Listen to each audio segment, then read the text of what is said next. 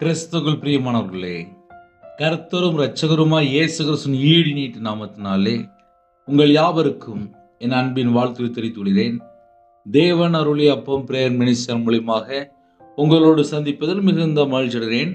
தினம்தோறும் அதிகால வேளையிலே பரிசுத்த வேதாந்தம் நாம் ஒரு பகுதியை தியானித்து நம்முடைய குடும்ப பாதுகாப்பிற்காக நாம் ஜெபித்து வருகிறோம். அதிகால வேளையிலே அபிஷேகங்களை பெற்றுக்கொள்ள, இதனுடைய கிருபை பெற்றுக்கொள்ள புதிய நாளிலும் அதிகாலையில் இணைந்திருங்கள். 11 மாசமும் நம்முடைய தேவன் பாதுகாத்து டிசம்பர் மாசத்திலே நம்முடைய தேவன் நம்மை அழைத்து கொண்டிருக்கிறார்.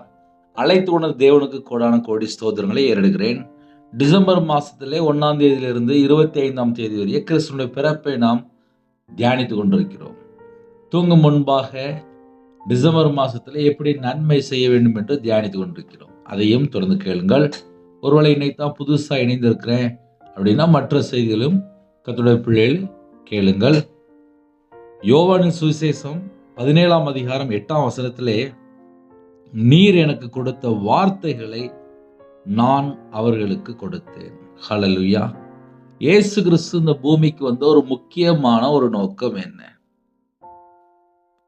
கர்த்தருடைய பிள்ளைகள் ஆசீர்வாதங்களை பெற்றுக்கொள்ளணும் அப்படின்னா உங்க கையில பரிசுத்த வேதாந்தத்தை எழுதி கொடுத்துட்டாரு. சில குடும்பத்தில் என்ன பண்ணுவோம்னா, நைட்டு படுத்து தூங்கும்போது எனக்கு கெட்ட சொப்பனம் வருது, இல்லை ஒரு விபச்சார ஆவி வருது, இல்லை நான் ஒரு விக்கிரத்தை பார்க்குறேன், இல்லை நான் ஒரு வலு சர்ப்பத்தை பார்க்குறேன், இல்லை நான் செத்த ஆவிகளை பார்க்குறேன், இல்லை எனக்கு பல விதமான சொப்பனம் வருது அப்படின்ட்டு நைட்டு தூங்கும்போது பைபிளை தலைவாணி பக்கத்தில் வச்சுக்கிடுவாங்க. சில குடும்பத்தில் வீட்டில் பைபிள் எங்கேயாவது செல்ஃபில் இருக்கும், அப்படியே இருக்கும். நிறைய குடும்பத்தில் பைபிளை வாசிக்காம அப்படியே கையிலேயே சர்ச்சுக்கு கொண்டு போவாங்க. சில குடும்பத்தில் பைபிள் வீட்டில் இருக்கு, அதை புரிந்து கொள்ளலை. ஏன்னா நிறைய குடும்பத்தில் நிறைய விதமான ஜனங்கள் இருப்பாங்க.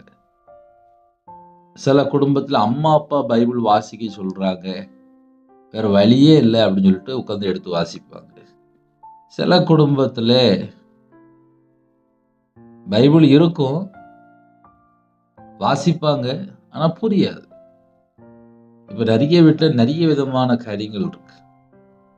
நீர் எனக்கு கொடுத்த வார்த்தைகளை நான் அவர்களுக்கு கொடுத்தேன். பரலோகத்தினுடைய கிஃப்ட் உங்க வீட்டுக்குள்ள இருக்கா அப்படின்னா இருக்கு.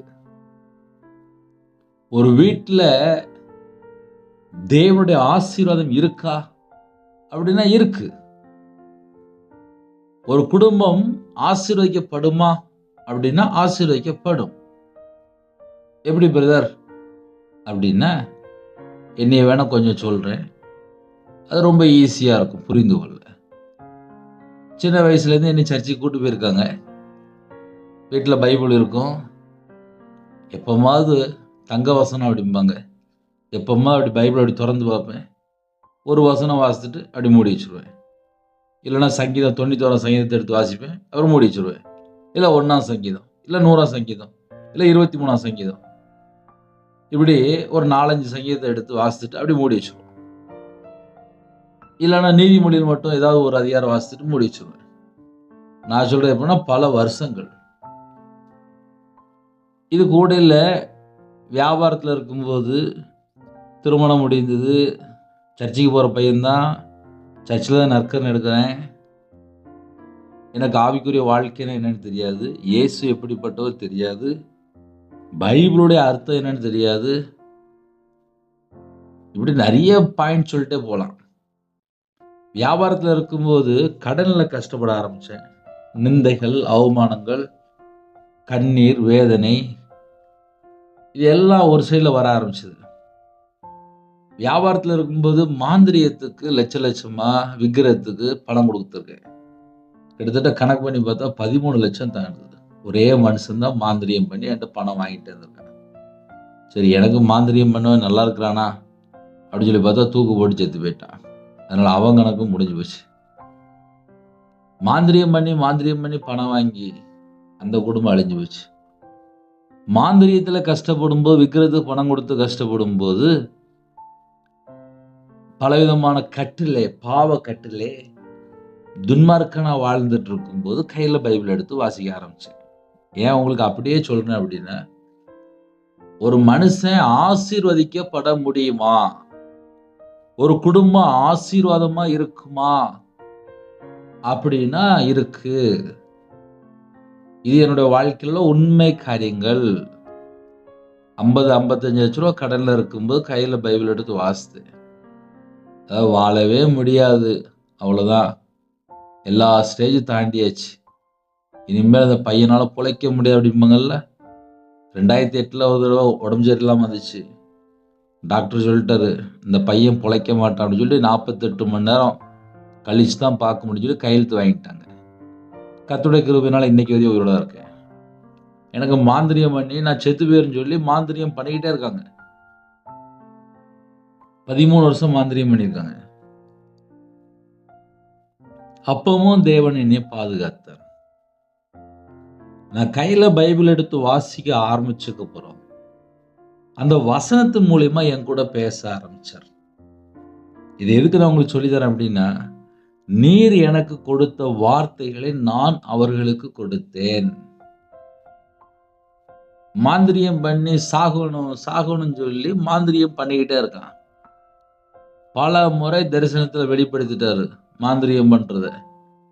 ஊழியக்காரன்ட்ட போய் ஜெபிக்கும் போது ஊழியக்காரன் சொல்றாங்க, உங்களுக்கு விரோதமா மாந்திரியம் பண்ணிக்கிட்டே இருக்கிறாங்க. கொத்து கொத்தா மாந்திரியம் பண்ணி வச்சிருக்காங்க. விக்கிரத்துல போய் பல காரியங்கள் மாந்திரியம் பண்ணி வச்சிருக்காங்க. நீங்க உயிரோட இருக்கவே கர்த்தருடைய கிருபை. நீங்க உயிரோட இருக்க கர்த்தருடைய கிருபை அப்படிங்கிறாங்க. என் மனைவி சர்ச்சில் போய் ஒரு 5 வருஷம் கண்ணீரோடு அழுது ஜெபம் பண்ணியிருக்கா. நான் சொல்றேன் எப்பன்னா ஒரு 2010 இருந்து 2015 சரி, நான் 2015 கையில பைபிள் எடுத்து வாசிக்க ஆரம்பிச்சேன். நான் ஒரு 5 வருஷம் கண்ணீரோடு கையில பைபிள் எடுத்து வாசிச்சிருக்கேன். முழங்கால் நின்று ஜெபம் பண்ணும்போது கண்ணீர் மட்டும்தான் வடியும். வேற ஒன்றும் தெரியாது, விவரம் தெரியாது, பேசவும் தெரியாது, ஜெபிக்கவும் தெரியாது. ஏன் விவரம் தெரியாது அப்படின்னா 11 வயசுல நான் வேலைக்கு போன ஆளு. கஷ்டத்தின் மத்தியில் வளர்ந்த ஆளு. 3 ரூபா சம்பளத்துக்கு வேலைக்கு போன ஆளு.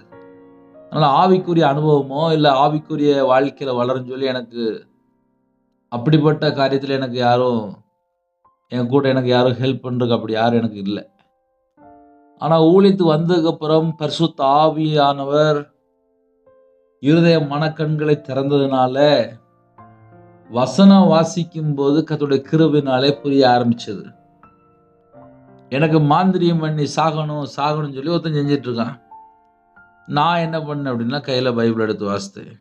யோவான் சுவிசேஷம் 8ஆம் அதிகாரம் 51ஆம் வசனத்திலே, ஒருவன் என் வார்த்தையை கை கொண்டால் அவன் என்றென்றைக்கும் மரணத்தை காண்பதில்லை என்று மெய்யாகவே உங்களுக்கு சொல்கிறேன் என்றார். ஒருவன் என் வார்த்தைகளை கை கொண்டால், எனக்கு மாந்திரியம் பண்ணிட்டே இருக்கிறாங்க. நான் 2015 கர்த்தருடைய கிருபையினால ஒரு நாளைக்கு 7 மணி நேரம் 8 மணி நேரம் பைபிள் வாசிக்க ஆரம்பிச்சேன். கர்த்தருடைய பிள்ளைகள் கரெக்டாக கவனிக்கணும். 2015 மாந்திரியத்தில் இருக்கும்போது 50-55 லட்ச ரூபா கடனில் இருக்கும்போது கண்ணீரோடு நிந்தையோடு அவமானத்தோடு கையில் ஒரு நாளைக்கு மினிமம் 8 மணி நேரம் கையில் பைபிள் எடுத்து வாசிக்க ஆரம்பித்தேன். அந்த ரவிராஜ் தான் இப்போ ஆன்லைன் மூலியமாக உங்கள்கிட்ட பேசிகிட்டு இருக்கு. அப்போ என்னுடைய வாழ்க்கையில மாந்திரியம் பண்ணி நான் சாகணும்னு சொல்லி ஒருத்தன் செஞ்சிட்டு இருக்கான். ஆனால் நானும் கையில் பைபிள் எடுத்து வாசிக்க ஆரம்பித்தேன். ஹல்லேலூயா. ஒருவன் என் வார்த்தைகளை கை கொண்டால், அந்த வேர்டை நீங்கள் நல்லா நோட் பண்ணணும். சில வீட்டில் வியாதியில் இருப்பாங்க, மரண தருவாயில் இருப்பாங்க, மாந்திரியத்தில் இருப்பாங்க, குடும்ப ரட்சிக்கப்படாமல் இருக்கும், கெட்ட சொப்பனம் வரும், விபச்சார ஆவி, அசுத்த ஆவி, தேவையில்லாத பிரச்சனைகள், தேவையில்லாத போராட்டங்கள், குடும்பத்தில் ஒரு ஆசீர்வாதம் இருக்காது. பஞ்சத்திலையும் தரித்திரத்திலையும் கஷ்டத்திலையும் நிந்தையிலையும் அவமானத்திலையும் ஏன்டா வாழணும், எதுக்காக வாழணும் அப்படி சொல்லி புலம்பிட்டு இருப்பாங்க. இப்படி ஏகப்பட்ட குடும்பங்கள் உண்டு. அப்படி ஒருவேளை யாராவது இந்த செய்தி நீங்கள் கேட்டால், உங்கள் வீட்டில் முதல்ல கையில் பைபிள் எடுத்து நீங்கள் வாசிக்கிறீங்களா? உங்கள் வீட்டில் பைபிள் இருக்கா?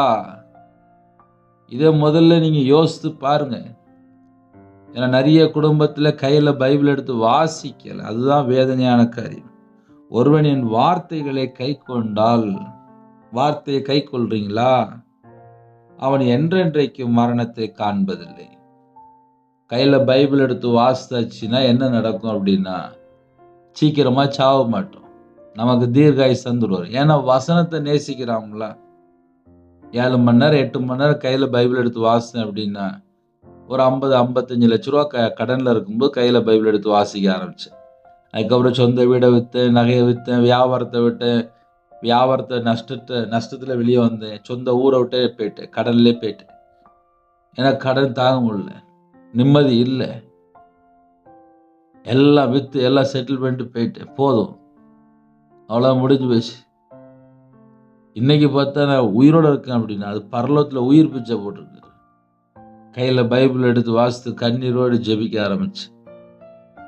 ஒருவன், அந்த வேர்டை நல்லா நோட் பண்ணும், ஒருவன் என் வார்த்தையை கை கொண்டால், கையில் உள்ள பைபிள் எடுத்து வாசித்தால், நேசித்தால், கை கொண்டால், இருதயத்துக்குள்ள வசனம் இருந்துச்சு அப்படின்னா அவன் என்றென்றைக்கும் பிழைப்பானான். இதுதான் நான் கையில் பைபிள் எடுத்து வாசித்ததில் கண்டுபிடிச்ச காரியங்கள். இன்னைக்கு ரவிராஜ் உயிரோடு இருக்கிறான் அப்படின்னா அதுக்கு பின்னாடி என்ன இருக்கு அப்படின்னா, என் இருதயத்துக்குள்ளே கர்த்தருடைய வார்த்தை. அந்த வார்த்தையை கை கொள்ளும் போது, அந்த வார்த்தையின்படி நடக்கும்போது, அந்த வார்த்தைகளை கை கொண்டு எப்படி எப்படி வாழணும்னு சொல்லி போட்டிருக்கு, நான் எப்படி வாழ்ந்தேன், என்னோட வாழ்க்கையில் என்ன மிஸ்டேக் இருக்கு, இப்போ அதை நான் எப்படி திருத்தணும் அப்படின்னு சொல்லி நான் யோசித்து அதன்படி வாழ்ந்தால் அவன் என்றென்றைக்கும் மரணத்தை காண்பதில்லை. அவன் என்றென்றைக்கும் அப்படி சொல்லி போட்டிருக்கு. அவன் என்றென்றைக்கும், அந்த வேர்டை நீங்க நல்லா நோட் பண்ணிக்கொள்ளணும். ஒரு மனுஷன் கர்த்தருடைய வார்த்தையை கை கொண்டால் என்றென்றைக்கும் மரணத்தை காண்பதில்லை. இப்ப இந்த நிமிஷம் வரைய உயிரோட இருக்குன்னா காரணம் என்ன அப்படின்னா, மரணத்தை காண்பதில்லை. கையில பைபிள் எடுத்து வாசித்தாச்சு அப்படின்னா அந்த வசனத்து மூலியமாக என் கூட பேசும்போது, இந்த இடத்துல நான் மிஸ்டேக்ல இருக்கேன்னா என்னை மன்னிச்சிருங்கப்பா, நான் இன்னும் கை கொள்ளல, என்னை மன்னிச்சிருங்க அப்படின்னு சொல்லி தேவனோடு ஒரு மனுஷன் பேசக்கூடிய கிருபை. அப்ப கிருபை அப்படின்னா ஒரு மனுஷன் தேவனோடு பேச முடியும். ஐயா, நான் எப்படியா தேவனோடு பேசணும் அப்படின்னா, ஒரு வசனத்தை வாசிங்க, அந்த வசனத்துல என்ன அர்த்தம் போட்டிருக்கு, மேல என்ன அர்த்தம் போட்டிருக்கு, கீழே என்ன அர்த்தம் போட்டிருக்கு, அந்த வசனத்தை நம்ம வாசிக்கும் போது எப்படி கை கொள்ளணும். ஒரு வசனம் நான் வாசிக்கிறேனே, 9ஆம் சங்கீதம் 17ஆம் வசனத்திலே, துன்மார்க்கரும் தேவனை மறைக்கிற எல்லா ஜாதிகளும் நரகத்திலே தள்ளப்படுவார்களாம். ஐயா, நரகம் யாருக்காக உருவாக்கப்பட்டிருக்கு அப்படின்னா, தேவனை மறக்கிற ஜனங்களுக்கு நரகம் உருவாக்கப்பட்டிருக்கு. துன்மார்க்கருக்கு நரகம் உருவாக்கப்பட்டிருக்கு. துன்மார்க்கரும் தேவனை மறக்கிற எல்லா ஜாதிகளும் நரகத்திலே தள்ளப்படுவார்கள். ஒரு குடும்பம் எப்ப நரகத்துக்கு ஏன் போகுது? தேவனை மறக்கிற ஒரு குடும்பம் ஏன் நரகத்துக்கு போகுது? ஏன் எல்லா ஜாதிகளும் நரகத்துக்கு போறாங்க அப்படின்னா, அவங்க தேவனை மறக்கிறாங்களாம். ஐயா, அப்ப நான் தேவனை மறக்க கூடாது, அப்ப நான் என்ன ஐயா செய்யணும்? ஏன்னா சில குடும்பத்துல அப்படியே யோசிச்சுட்டு இருப்பீல்ல, பரலோகத்துக்கு போகணும் சொல்லி உட்காந்து கனவுட்டு இருப்பாங்க, யோசிச்சுட்டு இருப்பாங்க. ஆனா வீட்டுல கையில பைபிள் எடுத்து வாசிக்க மாட்டாங்க. செல்போனை உட்காந்து 5 மணி நேரம் 6 மணி நேரம் கையில உட்காந்து ஒரே தடவு தான். ஆமா, செல்போன் அப்படியே பார்த்துட்டு அப்படியே தூங்கிடுவாங்க. தூங்கி எழுந்திரிச்சு அப்படியே செல்போனை பார்த்துட்டு அப்படியே வாழ ஆரம்பிச்சிருவாங்க.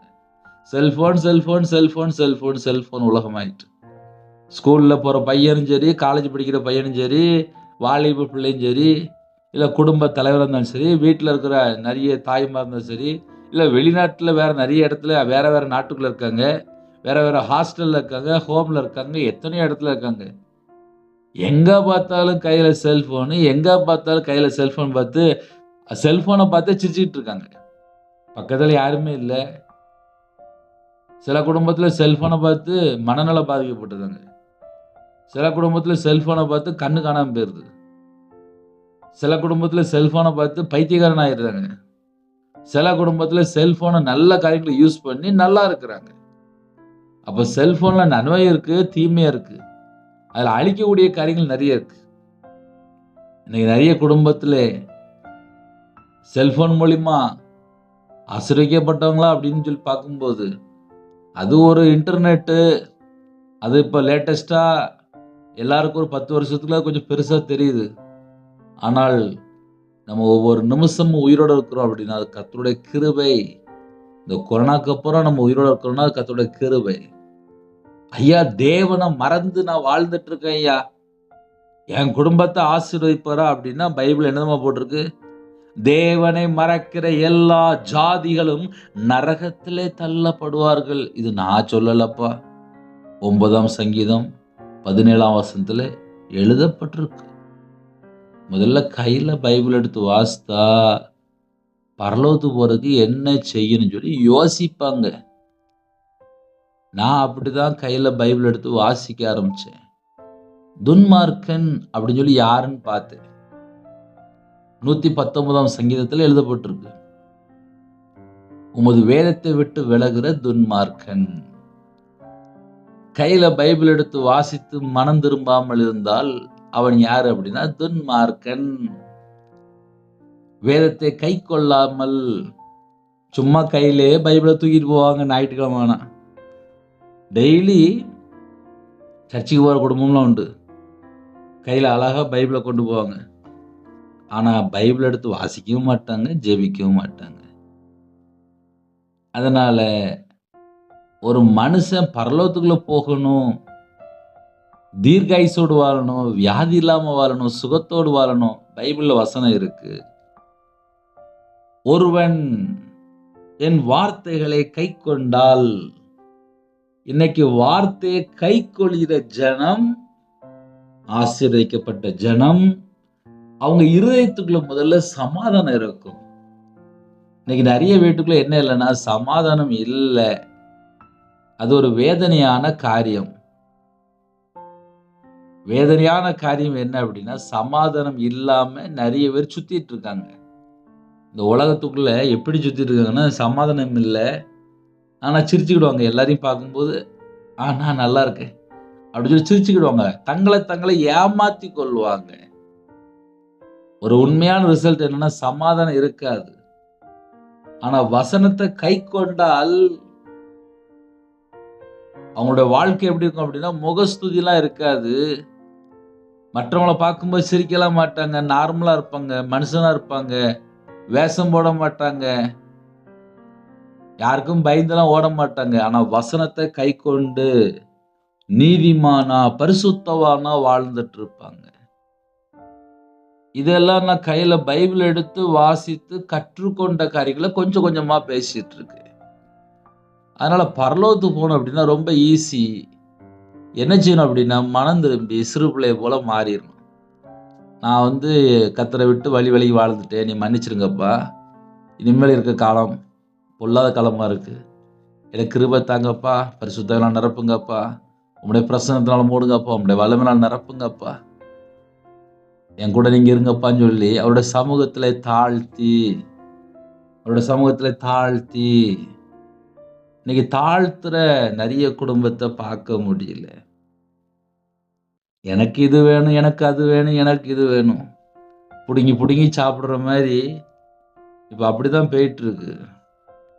தேவனுடைய சமூகத்துல வரும்போது ஒரு மனுஷன் என்ன தெரியுமா யோசிக்கணும்? நான் தேவனுடைய வார்த்தையை கை கொள்றேனா இல்லையா? நான் தேவனுடைய வார்த்தையை கை கொள்றேனா இல்லையா? என் வாழ்க்கை கர்த்தருடைய வார்த்தையின்படி இருக்கா இல்ல ஒரு துன்மார்க்கமான ஒரு வாழ்க்கையா இருக்கா? துன்மார்க்கனும் தேவனை மறக்கிற எல்லா ஜாதிகளும் நரகத்திலே தள்ளப்படுவார்கள். கிறிஸ்துவனுடைய பிறப்பு கொண்டாடிய கர்த்தருடைய பிள்ளைகள் டிசம்பர் மாசம் 25ஆம் தேதி ஆலயத்துக்கு போற பிள்ளைகள் எத்தனை குடும்பத்துல நைட்டு போய் தண்ணி அடிக்கிறாங்க தெரியுமா?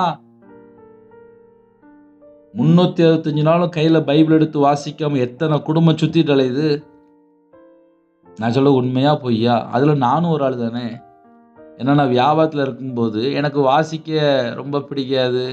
கையில பைபிள் எடுத்து வாசல பழக்கம் இல்லை. வீட்டில் பைபிள் இருக்கும், நானும் அப்படியே வாரம் ஞாயிற்றுக்கிழமை கையில பைபிளை தூக்கிட்டு போவேன். சர்ச்சில் இருக்கும்போது ஒரு அதிகாரம் வாசிப்பேன். அந்த பக்கத்தை கரெக்டாக பக்கத்தில் உள்ளவங்களை பார்த்து அந்த அதிகாரத்தை திறந்து வாசிப்பேன். அதோட முடிஞ்சுது. புரிஞ்ச மாதிரி இருக்கும். ஆனால் அப்புறம் பார்த்தா விக்கிரத்துக்கு மாந்திரித்துக்கு நானே பணம் கொடுத்துருக்கேன். அப்போ என் வாழ்க்கை எப்படி இருந்துச்சுன்னா, ஒரு துன்மார்க்கமான ஒரு வாழ்க்கையாக இருந்துச்சு. தேவனை மறக்கிற ஒரு வாழ்க்கையாக இருந்துச்சு.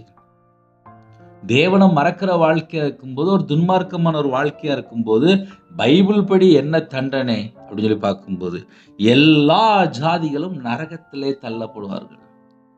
அப்போ நான் கை கொள்ளாமல் இருக்கும்போது என்னோட வாழ்க்கை என்ன தண்டனையில் இருந்துச்சு அப்படின்னா, நியாய தீர்ப்பு தண்டனை என் மேலே இருந்துச்சு.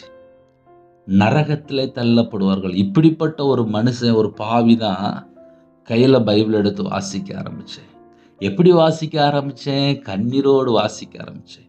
எப்படி கண்ணீர் வடித்தேன்? அப்பா நான் பாவம் பண்ணிட்டேன்ப்பா, என் பாவத்தை மன்னிங்கப்பா, என் பாவத்தை மன்னிங்கப்பா, என் பாவத்தை மன்னிங்கப்பா, நான் விக்கிரத்துக்கு பணம் கொடுத்துட்டேன்ப்பா, மாந்திரியத்துக்கு பணம் கொடுத்துட்டேன்ப்பா, வசனத்தை கை கொள்ளலப்பா,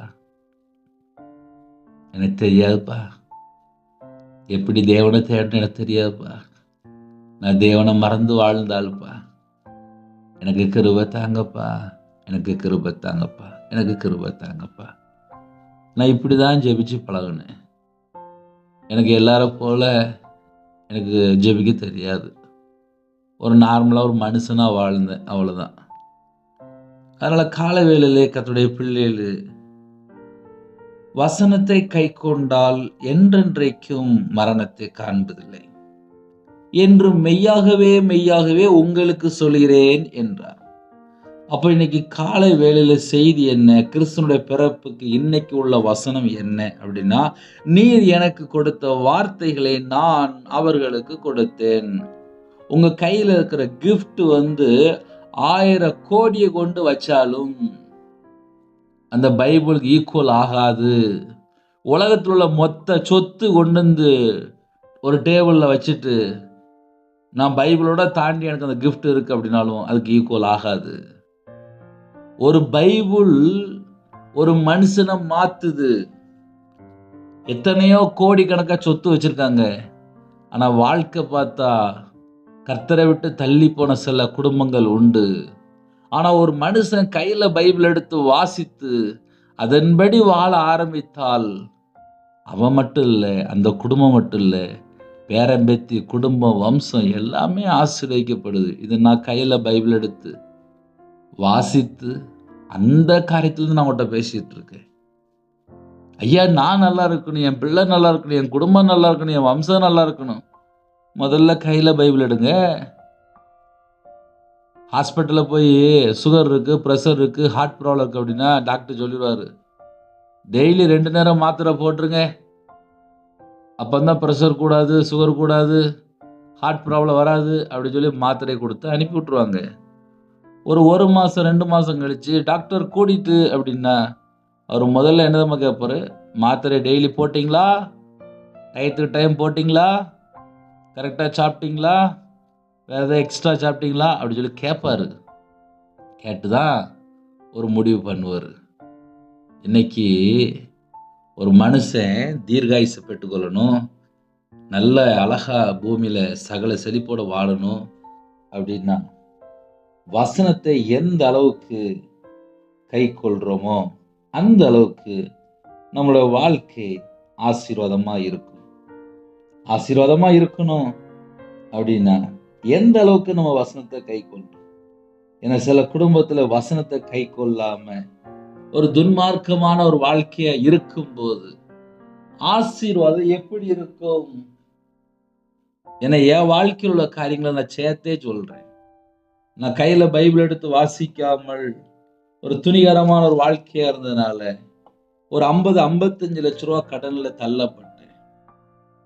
அதுக்கு பின்னாடி என்ன இருக்கு அப்படின்னா, நான் தேவனை தேடல, ஒரு துன்மார்க்கமான ஒரு வாழ்க்கை தான். அந்த துன்மார்க்கமான வாழ்க்கையில இருந்த ஒரே ஒரு பாவி கையில பைபிள் எடுத்து வாசிக்கும் போது இன்னைக்கு வரையும் இந்த நிமிஷம் வரையும் நான் உயிரோட இருக்காது.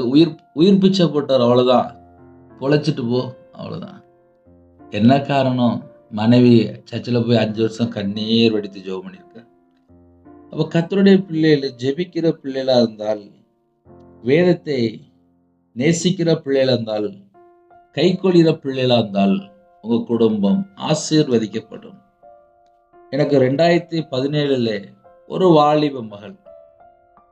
அந்த மகள் எனக்கு சொன்ன வார்த்தை என்னன்னா, "அண்ணா என் குடும்பத்துல எனக்கு பிரச்சனை. எனக்கு வாழ பிடிக்கல. நான் தற்கொலை பண்ண போறேன்" அப்படின்னா. "ஏம்மா?" அப்படின்னேன். "வீட்ல சண்டைண்ணே" அப்படின்னா. கண்ணீரோடு நின்னா. அந்த மகள்ட்ட பேசினேன். "ஒரு தடவையா பைபிள் வாசித்து முடிச்சிட்டியா?" அப்படின்னேன். "இன்னும் வாசித்து முடிக்கலண்ணே" அப்படின்னா. முதல்ல இருக்கிற பிரச்சனையெல்லாம் பார்க்காம, 23 வயசு ஆயிட்டுல, காலேஜ்லாம் படிச்சு முடிச்சிட்டல, முதல்ல பைபிள வாசித்து முடி அப்படின்னு. அந்த மகள் அன்னைக்கு தேதியில அழகா கேட்டா. ஏன்னா வீட்ல அவ்வளவு பிரச்சனை. நிம்மதி இல்ல. அந்த பிள்ளைட்ட நிம்மதி இல்ல. நிம்மதி இல்லாம இருந்த மகள், 23 வயசு வாலிப மகள். தற்கொலை பண்ணணும்னு சொல்லி முயற்சியில இருக்கா. அந்த வாலிப மகள் அழகா கையில பைபிள் எடுத்து சொன்ன உடனே கீழ்ப்படிஞ்சு வாசித்தா. அன்னைக்கு தேதியில சொன்ன உடனே கீழ்ப்படிஞ்சு வாசித்தா. அந்த மகள மறுபடியும் ஒரு 1½ வருஷம் கழிச்சு சந்திக்க தேவன் எனக்கு கிருபை செஞ்சார். அந்த மகள் கையில ஒரு பையன் இருந்தான். "என்னம்மா?" அப்படின்னேன். "அண்ணே நீங்க சொன்னீர்ல, பைபிள் எடுத்து வாசிக்க சொன்னீர்ல, கரெக்ட்டா 7 நாள்ல ஒரு முழு பைபிள வாசிச்சு முடிச்சேன். காலையில இருந்து ராத்திரி வரையும் உட்கார்ந்து பைபிள் வாசித்தேன்னேன். ஒரு பொருத்தனை பண்ணேன். இந்த மாசத்துக்குள்ள 5 தடவையாவது பைபிள் வாசிச்சு முடிக்கணும்." அப்படின்னு சொல்லி பொருத்தனை பண்ணேன். அதே போல அந்த மகள் கரெக்ட்டா அதே மாசத்துக்குள்ள 4 தடவ பைபிள் வாசிச்சு முடிச்சுட்டாங்க. ஒரு முழு பைபிள 4 தடவ வாசிச்சு முடிச்சாங்க. நான் கேட்டேன், "எப்படிம்மா 4 தடவ வாசித்த?" அப்படின்னு கேட்டேன். "ஆனா பொருத்தனை பண்ணேன். எனக்கு கல்யாணம் முடியணும்." அப்படின்னு சொல்லி நான் பொருத்தனை பண்ணேன். ஒரே மாசத்துல நான் 4 தடவ பைபிள் வாசிச்சு முடிச்சேன். கர்த்தருடைய கிருபையினால எனக்கு கல்யாணம் முடிஞ்சுச்சுனே. கல்யாணம் முடிஞ்சதுக்கு அப்புறம் அதே வேகத்துல எனக்கு பையன் வேணும் அப்படின்னு சொல்லி 5 தடவ நான் பைபிள் வாசித்து முடிப்பேன்னு சொல்லி நான் பொருத்தனை பண்ணோம்னே. அதே போல 5 தடவ நான் பைபிள் வாசித்தோம்னே. கர்த்தருடைய கிருபையினால எனக்கு ஒரு ஆண் பையன் இருக்கான். அந்த பையனை பாருங்க அப்படின்னு சொல்லி அழகா சொன்னான். நான் சொல்றது எப்படின்னா 2018 உள்ள காரியங்கள் இப்ப சொல்லிட்டு இருக்கேன்.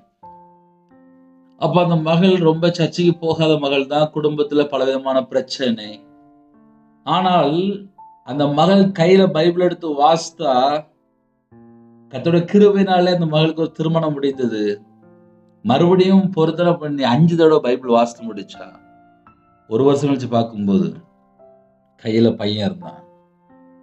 இந்த சத்தத்தை கேட்டுக்கொண்டிருக்கிற தேவ ஜனமே, நம்ம வாழ்க்கையில நம்ம தேவனை எப்படி தேடிக் கொண்டிருக்கிறோம்? சரி, ரவிராஜ் என்ன பண்ணுனா அப்படின்னு சொல்லி கேட்டா, உலகத்துல எல்லாத்தையும் விட்டுட்டு நான் வியாபாரம் பண்ற ஆளு. எனக்கு வியாபாரம் தான் தெரியும். நான் வியாபாரி. ஆனால் என்னைக்கு கையில பைபிள் எடுத்து வாசிக்கணும். பைபிள்ல போட்டுருக்கு யாரைன்னா நான் அனுப்புவேன். இதோ நான் போறேன், அடியேன் இருக்கிறேன். அவ்வளவுதான். எனக்கு தெரிஞ்சதெல்லாம் அந்த ஒண்ணுதான். எங்க போகணும்னு தெரியாது. எங்க ஊழியம் பண்ணணும்னு எனக்கு தெரியாது. நான் மிஷனரியா போகணும்னு சொல்லி ஜெபம் பண்ண ஆரம்பிச்சேன். ஒரு 40 நாள் பாஸ்டிங் போட்டு. நான் உலகத்துக்காக வேலை செய்ய மாட்டேன், பரலோகத்துக்காக வேலை செய்யணும்னு சொல்லி பாஸ்டிங் போட்டு ஜெபம் பண்ண ஆரம்பிச்சேன். தேவன் அருளி அப்பம் மினிஸ்ட்ரியில முழு நேர ஊழியம் தான். சர்ச்லாம் இன்னும் கட்டல. இடம் பார்த்துட்டு இருக்கோம். திருநெல்வேலி பகுதியில. லட்ச லட்சமா வருது. வாங்க முடியல இன்னும். முடிஞ்சா ஜெபம் பண்ணிக்கோங்க. ஆனால் தேவனுடைய வார்த்தையை கைக்கொள்ள சர்ச்சில் அபிஷேகம் பண்ணி ஊழியத்திலே அழகா கர்த்தருடைய கிருபையினாலே ஆலயத்துல 2 வருஷம் வேலை செய்யும் போது, வீடு விசிட்டிங் பண்ணும்போது, ஒவ்வொரு வீட்டை போய் பார்ப்பேன். அந்த வீட்டுல போய் பார்த்தா அழகா நாடகம் பார்த்துட்டு இருப்பாங்க, அழகா படம் பார்த்துட்டு இருப்பாங்க. என்னை பார்த்த உடனே சில வீட்டுல டிவி ஆஃப் பண்ணிட்டு வருவாங்க, சில வீட்டுல பார்த்தா அப்படியே இருப்பாங்க. சில வீட்டுல பார்த்தா பிள்ளைகளுக்கு நல்ல கேம் வச்சு கொடுப்பாங்க. இல்லைன்னா இந்த சுட்டி டிவி அப்படி ஏதாவது பிள்ளைகள் பார்த்துட்டு இருக்கும். நான் ஒரு வீடு விசிட்டிங் பண்ணும்போது, வாலிப பையன் பார்த்தா செல்போன்ல அடிமையா இருப்பான், கேம் விளையாண்டுட்டு இருப்பான். பார்த்தா சர்ச்சில் கொயரா இருப்பான். கொயர்ல உள்ள பையன். இதெல்லாம் நான் என் கண்ணால பார்த்தது. அப்ப கேட்பேன், ஒரு நாளைக்கு எத்தனை மணி நேரம்டா நீ ஆன்லைன்ல கேம் விளையாடுற? நான் குறைஞ்சது ஒரு 10 மணி நேரம் விளையாண்டுருவோம்னே. அப்ப 10th படிக்கிற பையன். அப்ப கேட்டேன், அப்ப எக்ஸாம்ல எப்படி எழுதுவ? பார்த்துக்கலாம்னே அப்படிமா. அப்போ ஒரு பையன், 15 வயசு பையன், சர்ச்சில் உள்ள பையன், கொயர்ல உள்ள பையன், 10 மணி நேரம் ஆன்லைன்ல கேம் விளையாண்டுட்டு இருக்கான்.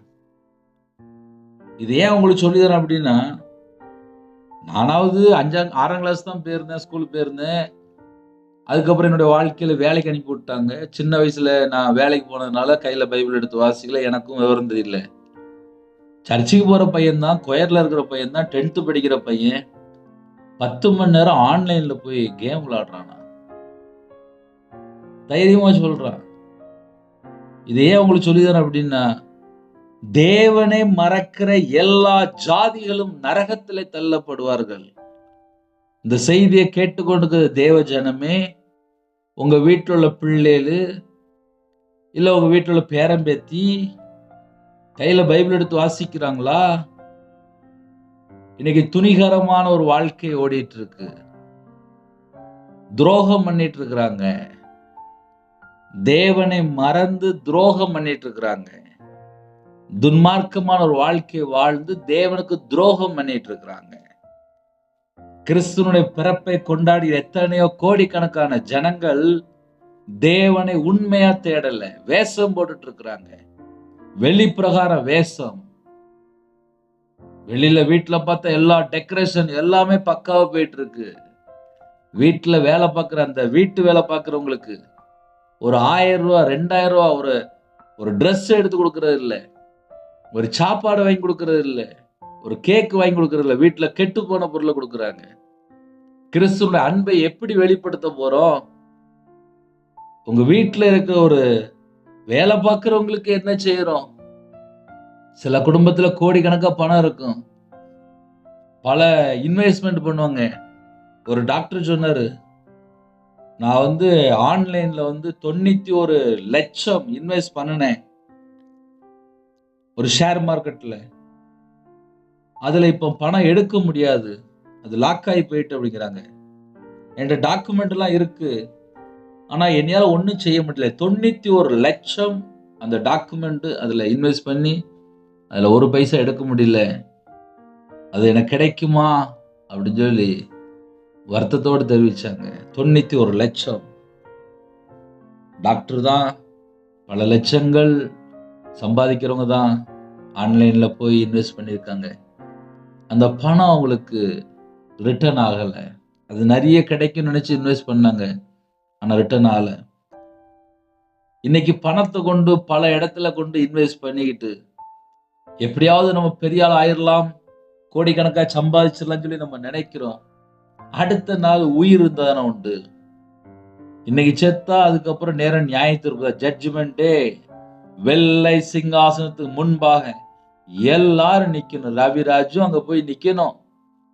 அதுதான் நியாய தீர்ப்பு நாள். அன்னைக்கு தான் நம்ம எப்படி வாழ்ந்தோம், அவரா பார்த்து பாவம் பார்த்து இவன் நல்லா தான் வாழ்ந்தான், இவன் தப்பு பண்ணல, இவன் நீதிமானா வாழ்ந்தான், இவன் நியாயமா இருந்தான், இவன் உண்மையா வாழ்ந்தான், இவன் பரிசுத்தமா வாழ்ந்தான், இவன் அநீதியான காரியத்தை வெறுத்துட்டான், தீமை செய்யல நன்மை செஞ்சான், இவன் இயேசு கிறிஸ்துவை விசுவாசித்தான், இவன் கையில பைபிள் எடுத்து வாசித்தான், இவன் ஜெபம் பண்ணான், வாழ்ற நாட்கள்ல மற்ற ஜனங்கள் சுவிசேஷம் அறிவிச்சான்னு சொல்லி என்னை பரலோகத்துக்கு கூட்டு போனோம் அப்படின்னா, நான் அந்த பூமியில மனம் திரும்பி சிறு பிள்ளை போல மாறி எவ்வளவு வேலை இருக்கு தெரியுமா? பரலோகத்துக்கு போகணும் அப்படின்னா. நீ சில குடும்பத்துல கிறிஸ்துவோட பிறப்பை கொண்டாடுகிற ஜனங்கள் கையில பைபிள் எடுத்து வாசிக்காம துணிகரமான ஒரு வாழ்க்கை. நான் சர்ச்சுக்கு போற பையன்தான்.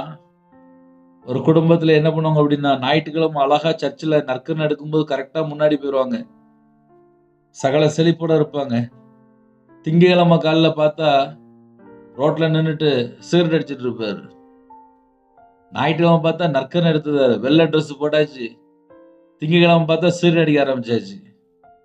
சில குடும்பத்துல நைட் ஆனா தண்ணி அடிக்க போயிடுறது. கிறிஸ்துனுடைய பிறப்பை கொண்டாடிய ஜனம் எப்படி இருக்கணும்? ஒருவன் என் வார்த்தைகளை கை கொண்டால். இன்னைக்கு வசனத்தை கை கொள்ளிற ஜனம் எங்க போச்சு?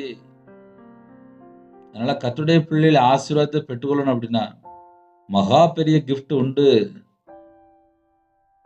அந்த கிஃப்ட் என்ன தெரியுமா? அவன் என்றென்றைக்கும் மரணத்தை காண்பதில்லை. அவன் என்றென்றைக்கும் மரணத்தை காண்பதில்லை. அதான் கிஃப்ட். கிறிஸ்துனுடைய பிறப்பு கிஃப்ட் என்ன தெரியுமா? நமக்கு நித்திய ஜீவன். இயேசு ஒரு மனுஷன் சொந்த ரட்சகரா ஏற்றுக்கொண்டால் புது இருதயம் தராரு, புதிய ஆவி தராரு, புதிய வாழ்க்கை தராரு. பழையவைகள் எல்லாம் ஒழிந்து போயின. புது சிருஷ்டி, புது படைப்பு, புது அபிஷேகம். எவ்வளவு கிஃப்ட். அந்த மகிமையான கிஃப்டை பெற்றுக்கொள்ளதான் நம்ம காலவேளையிலே கையில பைபிள் எடுத்து தியானிச்சுட்டு இருக்கோம். அப்ப கையில பைபிள் எடுத்து தியானிக்கிற கர்த்தருடைய பிள்ளைகளு, உங்க குடும்பம் ஆசீர்வாதமா இருக்கா? இந்த செய்தியை கேட்டுக்கொண்டு தேவஜனமே ஆசீர்வாதமா இருக்கா? நீங்க கையில உண்மையிலே பைபிள் எடுத்து வாசிக்கிறீங்களா? எந்த நாட்டுல இருந்து இந்த செய்தி கேட்டாலும் சரி, உண்மை அதுதான். டயலாக் பேச வரல, வசனத்தை புரட்டி பேச வரல, ஒரு வசனத்தை கூட்டுனாலோ குறைச்சாலோ ஜீவ புஸ்தகத்தை எடுத்து போட்டுருவாராம். நான் பரலோகத்துக்கு போக முடியாது. வசனத்தை போட்டபடி சொல்றதுக்கு மட்டும்தான் அபிஷேகம் பண்ணப்பட்டிருக்கு.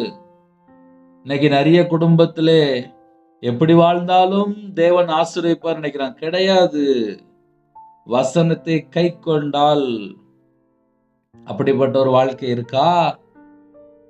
உங்க குடும்பம் கிறிஸ்துனுடைய பிறப்பை கொண்டாடும் போது, எங்க வீட்டுல 4 பேர் இருக்கிறாங்கப்பா, நாங்க வசனத்தை கை கொண்டோம் அப்படின்னா உங்க குடும்பத்துடைய தேவைகள் சந்திக்கப்படும். உங்க வீட்டுக்குள்ள இயேசு கிறிஸ்து இருப்பார். உங்க இருதயத்துக்குள்ள இயேசு கிறிஸ்து இருப்பார்.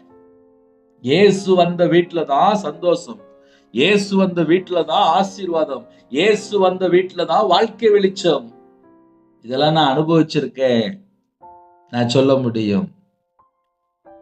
சொந்தக்காரங்களால கைவிடப்பட்டவன், சொந்த ஊர்லயே நிந்தைகள் அவமானத்தோடு சொந்த ஊரை விட்டே போனவன், கடன்ல கஷ்டப்பட்டு போதும் அப்படின்னு சொல்லிட்டு வாழ்க்கையை வெறுத்தவன், கண்ணீரோடு வாழ்ந்தவன், நிந்தைகள் அவமானத்தோடு வாழ்ந்தவன். என்னைக்கு கையில பைபிள் எடுத்து வாசித்தனோ, பைபிள் மட்டும்தான் எனக்கு உணவா இருந்துச்சு. என்னுடைய சாப்பாடு எதுனா பைபிள், அந்த வசனம் தான் என்னுடைய சாப்பாடா இருந்துச்சு. அந்த வசனத்தை நான் வாசிக்கும் போது என் வாழ்க்கை, நான் எப்படிப்பட்டவன், நான் யாரு, தேவனுக்கு முன்பாக நான் எப்படி இருக்கிறேன், இன்னைக்கு செத்தா நான் பரலோகத்துக்கு போயிருவேனா, பரலோகத்துல பிதாவை போய் நான் பார்க்க முடியுமா, நான் பரலோகத்துக்கு போவேனா அப்படின்னு சொல்லி வேதத்தை உத்து பார்க்க ஆரம்பிச்சேன். சும்மா நார்மலா கையில பைபிள் எடுத்து வாசிக்கல. இந்த செய்தியை கேட்டுக்கொண்டு தேவ ஜனமே, உங்க இருதயம் எதை சார்ந்து இருக்கு? உங்க இருதயம் பரலோகத்தை சார்ந்து இருக்கா? உங்க இருதயத்துக்குள்ளே கர்த்தருடைய வார்த்தை இருக்கா? உங்க இருதயம் எந்த காரியத்திலே மயக்கப்பட்ட நிலைமையில இருக்கு? அது ஃப்ரெண்டா இருக்கலாம், செல்போனா இருக்கலாம், ஒரு விபச்சார காரியமா இருக்கலாம், ஒரு விக்கிரகாராதனையா இருக்கலாம், ஐஸ்வர்யத்தின் மேல ஒரு மயக்கமா இருக்கலாம், பண ஆசை மேல ஒரு மயக்கமா இருக்கலாம். இப்ப தந்திரமான போதனையினாலே நிறைய குடும்பங்கள் மயக்கப்பட்ட நிலைமையில இருக்காங்க. கடைசி காலத்துல கள்ள உபதேசங்கள், சிலுவை மட்டும் நோக்கிப்பார், அது ஒரு டயலாக் பிரசங்கம். இயேசு கிறிஸ்து இப்ப சிலுவையிலே இருக்காரு, அவர் மறுபடியும் வந்து நம்மளை கூட்டு போறாரு. நம்ம கர்த்தருடைய வார்த்தையை கை கொண்டால், சிலுவையில எல்லாம் செஞ்சு முடிச்சுட்டாருப்பா. நம்மளை என்ன செய்ய சொன்னாரு? வசனத்தை கை கொள்ள சொன்னாரு. இந்த கடைசி காலத்துல அந்தி கிறிஸ்துக்கு ஊழியம் பண்ற ஏகப்பட்ட கள்ள ஊழியர்கள் இருக்கிறாங்க. பணம் சம்பாதிக்கிறதுக்கு எத்தனையோ பிரசங்கம். நியாயத்தீர்ப்பு நாள்ல பரலோகத்துக்குள்ள இருக்கணுமே, நியாயத்தீர்ப்பு நாள யோசிச்சாலே பயமா இருக்கும். எல்லாத்தையும் விசாரிப்பாரு. கை கண்ணு தனித்தனியா விசாரிப்பாரு. என் கால் எங்க போச்சு, என் கை என்ன பண்ணுச்சு, நான் எதை பார்த்தேன், என் சிந்தனைக்குள்ள நான் என்ன யோசித்தேன், என் இதயத்துக்குள்ள நான் எதை கொண்டு வச்சேன், எல்லாமே நியாயத்தீர்ப்பு நாள்ல தனித்தனியா விசாரிப்பார். யார் எங்கேயும் தப்பிச்செல்லாம் ஓட முடியாது. உங்க வீட்டுல ஒரு புது ட்ரெஸ் வாங்கிட்டீங்களா? கிறிஸ்துனுடைய பிறப்புக்கு ஒரு புது ட்ரெஸ் வாங்கிட்டீங்களா? கிறிஸ்துனுடைய பிறப்பை கொண்டாட போறீங்களா? உங்க இருதயத்துக்குள்ள இயேசு இருக்கிறாரா? நிப்பாட்டி லைட்டா செக் பண்ணி பாருங்க. வண்டி ஓட்டும் போது என் வீட்டுல நான் எப்போதுமே சொல்லுவேன், பெட்ரோல் கம்மியா இருக்கு அப்படிம்பேன். இது நான் என் வாயில அடிக்கடி சொல்லக்கூடிய வார்த்தை. பெட்ரோல் போடணும், பெட்ரோல் கம்மியா இருக்கு அப்படிம்பேன். பெட்ரோல் போட்டு போயிரும் அப்படிம்பேன். பெட்ரோல் இல்லைன்னா வண்டி நின்னு போயிரும். கர்த்தருடைய வார்த்தை இருதயத்துல இல்லைன்னா என் வாழ்க்கை நின்னு போயிரும். நான் பரலோகத்துக்கு போய் சேர முடியாது. கர்த்தருடைய வார்த்தையை இருதயத்துல நிரப்பப்பட்டா மட்டும்தான், அந்த வார்த்தையின்படி நான் நடந்தா மட்டும்தான் நான் பரலோகத்துக்கு போய் சேர முடியும். ஐயா, வண்டியில பெட்ரோல் போடுறேன், கண்ணை மூடிட்டு ஓட்டினா ஆக்சிடென்ட் ஆயிருது. ஒரு நாய் குறுக்க வந்துட்டுனா கீழே விழுந்துருதேன். ஒரு 10 நாள் முன்னாடி கீழே விழுந்துட்டேன். வண்டியில போயிட்டு இருந்தேன், சைடுல தான் போயிட்டு இருந்தேன். ஒரு நாய் குறுக்க வந்துட்டு கீழே விழுந்துட்டேன், ஆக்சிடென்ட் ஆயிட்டு கீழே விழுந்துட்டேன். கீழே விழுந்து எந்திரிச்சு பார்த்தேன், காலில் லைட்டா ரத்தம், கையில ரத்தம். பக்கத்துல ஹாஸ்பிட்டல் போயிட்டு மறுபடியும் போனேன். இதை ஏன் அதையும் ஏன் ஓப்பனா சொல்றேன் அப்படின்னா, முடிஞ்சா எனக்காக ஜெபம் பண்ணிக்கோங்க. 31 நாளும் ஆன்லைன் மூலியமா செய்தி அனுப்பிட்டு இருக்கலாம். முழு நேரம் ஊழியம் தானே, எனக்காக ஜெபம் பண்ணிக்கோங்க. யாரெல்லாம் இணைந்து இருக்கிறீங்களோ, செத்தா பரலத்துக்கு போகணும், நரகத்துக்கு போயிடக்கூடாது. அப்போ நான் என்ன செய்யணும்? வீட்டில் சும்மா இருக்கும்போது செல்போனை ஓரமாக வச்சுட்டு கையில் பைபிள் எடுத்து வாசிங்க. இன்னைக்கு நிறைய குடும்பத்தில் பைபிள் வாசிங்கன்னா கஷ்டமா இருக்கு. ஆனால் தேனை விட பைபிள் தான் ஹை குவாலிட்டி, தேனிலும் மதுரம். இந்த உலகத்தில் 1000 கோடி சொத்தை கொண்டு வச்சாலும் அது பைபிளுக்கு ஈக்குவல் ஆக மாட்டுக்கு. நான் கையில பைபிள் எடுத்து வாசித்ததுனால சொல்றேன்ப்பா. ஒரு கடமைக்கெல்லாம் பேசல. யூடியூப்ல நெட்ல மெசேஜ் அனுப்புறோம். ஒரு ஆத்துமா, ஒரு பாவி மனம் திரும்பினா பரலோகத்துல மிகுந்த சந்தோஷம். காலையில ஒரு 1/2 மணி நேரம் கேட்குறீங்களா? பரவாயில்ல. இன்னைக்கு தேதியில உங்க கையில பைபிள் எடுத்தீங்களா? இன்னைக்கு நிறைய குடும்பத்துல என் வீட்டுல ஏதாவது மாறிடணும், ஏதாவது தீர்க்க தரிசனம் யாராவது சொல்லுவாங்களா? பைபிள் ஃபுல்லா தீர்க்க தரிசன வார்த்தை தான் இருக்கு. ஒரு மனுஷன் கையில பைபிள் எடுத்து வாசிச்சாச்சுன்னா அவனோட வாழ்க்கை மாறுது. என் வாழ்க்கை கையில பைபிள் எடுத்து வாசிக்கும் போது மாறிச்சு. அதனால சொல்றேன், பரலோகத்துக்கு போற வரையும் முடிவு புரிந்த நிலை நிற்கணுமா, நிலைத்து இருக்கணுமா? இதுல கர்த்தருடைய வார்த்தையில, கர்த்தருடைய வார்த்தையை கை கொள்றது மட்டும் பெருசு கிடையாது. கர்த்தருடைய வார்த்தையில நிலைத்திருக்கணும். அவங்களுக்கு நித்திய ஜீவன் அளிப்பார், என்றென்றைக்கும் மரணத்தை காண்பதில்லை. அப்ப நம்ம வாழ்க்கை பரலோகத்துக்குள்ள போகணும் அப்படின்னா வசனத்தை கை கொண்டால் அவ்வளவு கிஃப்ட் வச்சிருக்காரு. இன்னைக்கு அந்த கிஃப்டை விட்டுட்டு யாராவது எனக்கு சொந்தக்காரன் கிஃப்ட் தர மாட்டானா?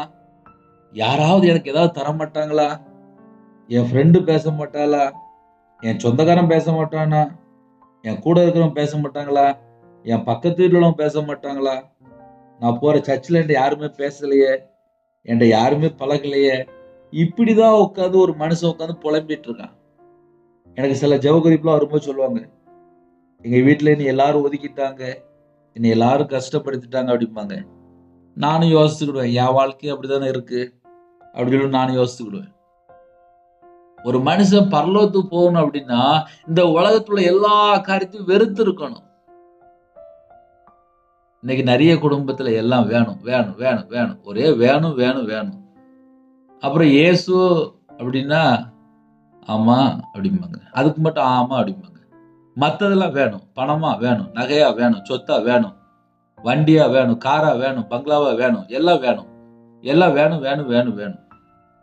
இயேசுவ வேணும் அப்படின்னா மெதுவா சொல்லுவாங்க, அப்படியே பார்ப்பாங்க, வேணும் சொல்லணுமா அப்படின்னு சொல்லி பார்ப்பாங்க. இப்ப அப்படிதான் போயிட்டு இருக்கு. நான் கையில பைபிள் எடுத்து வாசித்ததுல, ஒருவன் என் வார்த்தையை கை கொண்டால் அவன் என்றென்றைக்கும் மரணத்தை காண்பதில்லை, என்றென்றைக்கும் மரணத்தை காண்பதில்லை. ஐயா, நான் வெளிநாட்டுல இருக்கேன் ஐயா, நான் சர்ச்சுக்கு போக முடியல ஐயா, நான் இருக்கிற இடத்துல பக்கத்துல சர்ச் இல்லை ஐயா. நான் தேவனை தேட முடியல. யாரு சொன்னா? உங்க வீட்டுல கையில பைபிள் இருக்கா? அந்த ஒரு பைபிள் உங்களை வாழ்க்கையை மாத்திரும். பரலோகத்துக்கு போய் சேரணும் அப்படின்னா அந்த வார்த்தையை கை கொள்ளணுமா? இந்த வார்த்தையை கை கொண்டால் அவன் என்றென்றைக்கும் மரணத்தை காண்பதில்லை. எந்த நாட்டில இருந்து இந்த செய்தி கேட்டாலும் சரி, முடிஞ்சா கையில பைபிள் எடுங்க. சில குடும்பத்துல கையில பைபிள் எடுத்து வாசிக்காம சுத்திட்டு அலையிறாங்க. நேரம் பேரும் பிசாசு டயத்தை தின்றுது. அதனால காலை வேளையிலே கர்த்தருடைய பிள்ளைகளுக்கு ஒரு கிஃப்ட் உண்டு. அந்த கிஃப்ட் என்ன தெரியுமா? உங்க வீட்டுல இருக்கிற பைபிள். சில குடும்பத்துல நினைப்பாங்க சொத்து பத்திரம் டாக்குமெண்ட் இல்ல தங்கம் நகை இல்ல 1 லட்ச ரூபா 2 லட்ச ரூபா பணம் இல்ல ஒரு 5 லட்ச ரூபா 10 லட்ச ரூபா இல்ல ஒரு 1 கோடி ரூபா 2 கோடி ரூபா இல்ல ஒரு 10 கோடி ரூபா இருந்தா நான் பெரிய ஆள் நினைப்பான். கிடையாது கிடையாது கிடையாது. ஒரு நேரம் ஹாஸ்பிட்டல் போனாலே பல லட்சங்கள் செலவாகி போயிருது. 2019 ஒரு குடும்பத்துல ஹாஸ்பிட்டல் போயிருந்தாங்க. தலையில ஆபரேஷன், தலையில ஒரு நரம்பு பிரச்சனை ஆயிட்டு. டாக்டர் சொன்னாரு 21 லட்சம் ஆகும்னாரு. எத்தனை லட்சம்? தலையில ஒரு நரம்பு பிரச்சனை, 21 லட்சம் ஆபரேஷன் ஆகும்னு சொல்லி, ஆபரேஷனுக்கு உடனே பணம் வேணும், பணம் கட்டினாதான் ஆபரேஷன் அப்படின்னாங்க. அப்புறம் சொன்னாங்க கம்மியா. அதுக்கப்புறம் பார்த்தா அது முடிஞ்சிட்டு அந்த அண்ணன் கர்த்தருடைய கிருபையினால உயிரோட இருக்காங்க. கர்த்தருக்கு ஸ்தோத்திரம். நான் ஒரு 2-3 நாள் அந்த குடும்பத்தோட கூட இருந்தேன். இதையே அவங்களுக்கு சொல்லித்தரேன் அப்படின்னா, ஒரு குடும்பம் உயிரோட இருக்கணும் அப்படின்னா பரலோகத்துல உயிர் பிச்சை போட்டாரு. தலையில ஆபரேஷன் பண்ணி அந்த ஹாஸ்பிட்டல் நான் இருந்தேன். பக்கத்துல இருக்க அந்த அடுத்த ரூம் எல்லாம் எட்டி பார்த்தேன். 10 நாள் 20 நாள் ஆச்சு ஹாஸ்பிட்டல்ல. இன்னும் நார்மலா மட்டும் என்னன்னு சொல்லி கேட்டா, தலையில ஆபரேஷன் பண்ணா அந்த பழைய ஸ்டேஜ் திரும்புறதுக்கு ரொம்ப கஷ்டமா, மறந்துடுவாங்களாம், நார்மலாறதே கஷ்டம் அப்படிங்கிறாங்க. அவங்களெல்லாம் நேரடியா பார்த்தேன். இந்த வாரம் ஒரு குடும்பத்துல ஹாஸ்பிட்டல் கூட்டு போனேன். ஹாஸ்பிட்டல் ஒரு 4 மணி நேரம் இருந்தேன். 4 மணி நேரம் ஹாஸ்பிட்டல் இருக்கும்போது பக்கத்துல இருக்கிறவங்க என்னென்ன பண்ணிட்டு இருக்காங்க, ஹாஸ்பிட்டலுக்குள்ள என்ன நடக்கு அப்படின்னு சொல்லி பொறுமையா பார்த்துட்டு இருந்தேன். ஹாஸ்பிட்டலுக்குள்ள ஒவ்வொரு பேஷண்ட் என்ன பண்றாங்க, என்ன பிரச்சனைல ஹாஸ்பிட்டல் வந்து கஞ்சி போய் பார்த்துட்டு இருந்தேன். நம்ம இன்னைக்கு உயிரோட இருக்கும்போது சாட்சியா இருக்கிறோமா? தேவனை எப்படி தேடுறோம்? நம்ம வாழ்க்கை எப்படி இருக்கு? நம்ம இன்னைக்கு செத்தா பரலோகத்துக்கு போற மாதிரி ஆயத்தமா இருக்கிறோமா? அதை சிம்பிளா எப்படி சொன்னா புரியும் அப்படின்னா, சாயங்காலம் ட்ரெயின் 5 மணிக்கு அப்படிம்பாங்க. நாங்க திருநெல்வேலி பகுதியில் இருக்கிறோம். மெட்ராஸ் போனோம் அப்படின்னா சாயங்காலம் 5 மணிக்கு ட்ரெயின் அப்படிம்பாங்க. அந்த 5 மணி ட்ரெயின் போறதுக்கு ஒரு 3 மணிக்கு இல்ல 4 மணிக்கெல்லாம் ரயில்வே ஸ்டேஷன் போயிடுவாங்க. ரெடியா போய் நிற்பாங்க. ட்ரெயின் வந்த உடனே ஏறி உட்காந்துக்கிடுவாங்க.